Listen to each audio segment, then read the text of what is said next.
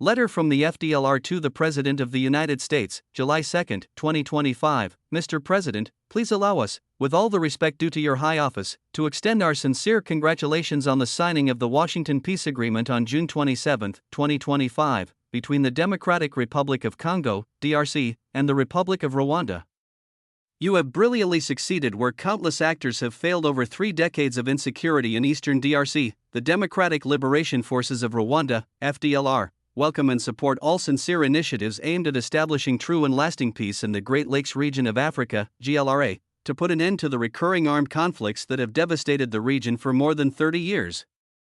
Costing more than 10 million lives in the DRC by 2010, see the UN Mapping Report 2010 and the Gersony Report. The FDLR thank all individuals and organizations who have worked over the past 3 decades to find ways to resolve the persistent insecurity in the GLRA. We especially thank U.S. President Donald Trump for his personal investment and efforts that led to the peace agreement of June 27, 2025, between the DRC and Rwanda. We also thank the SADC, the Santiago community, the Church of Christ in Congo, the African Union, the European Union, the East African Community, EAC, and the UN for their tireless efforts to achieve a just and lasting peace. Nevertheless, the FDLR emphasized that, contrary to Rwandan regime propaganda, they have never posed a threat to the Rwandan people, of whom they are struggle. Contrary to the narrative promoted by the Rwandan regime to mislead international opinion, the FDLR are not a genocidal or terrorist organization. Kigali promotes this narrative to distract from crimes against humanity, war crimes, and genocide allegedly committed by its regime in the region, since its creation in May 2000 by Rwandan refugees scattered around the world. After suffering massacres attributed to the Rwandan Patriotic Front, RPF Inkotanyi, in Rwanda and DRC, the FDLR has aimed to protect surviving refugees from extermination threats reportedly made and carried out by the RPF over 3 decades. The FDLR have actively participated in peace initiatives, including disarmament and cantonment in Kamina and destruction of arms before the international community in Kinshasa, 2001, Rome Declaration, March/April 2005, under Santiago, meetings in Chambucha and Toto, 2007, 2011, with DRC representatives under Church of Christ in Congo, Nyabayando meeting, 2008, with DRC, MONUSCO, and Church of Christ, contribution to Goma Conference, 2008.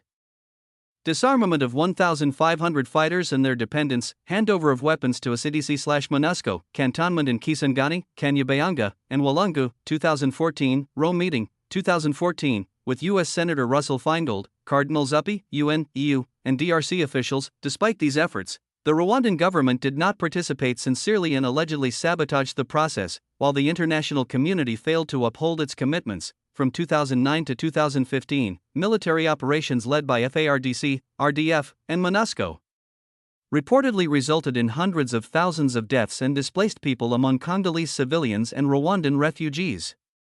Notable operations include Umoja Wetu, 2009, Kimia I2, 2009.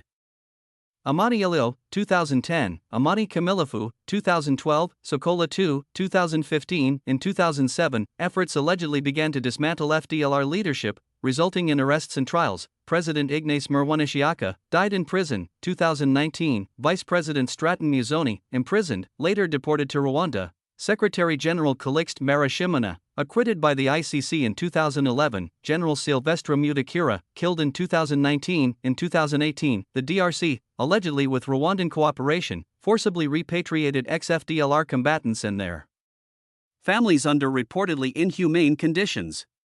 Some were reportedly absorbed into the Rwandan military.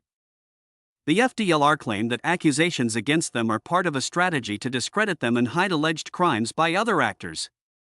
As an example, they cite the 2021 killing of Italian ambassador Luca Attanasio, which was initially blamed on the FDLR. According to the FDLR, the campaign to neutralize them is aimed at eliminating Rwandan refugees in eastern DRC.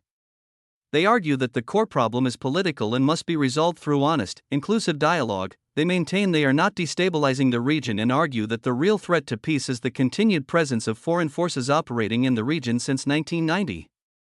They reaffirmed their commitment to peace and the need to open political space in Rwanda for all. The FDLR remain committed to protecting Rwandan refugees in eastern DRC until their safe and dignified return home is possible. please accept, Mr. President, the assurance of our highest consideration, Lieutenant General Victor Byron Gyro, Acting President of the FDLR, to Presidents of the DRC, Burundi, Tanzania, Uganda, Angola, South Africa, Rwanda, President of the African Union, UN Secretary General, EU President, SADC, EAC, International Conference on the Great Lakes Region.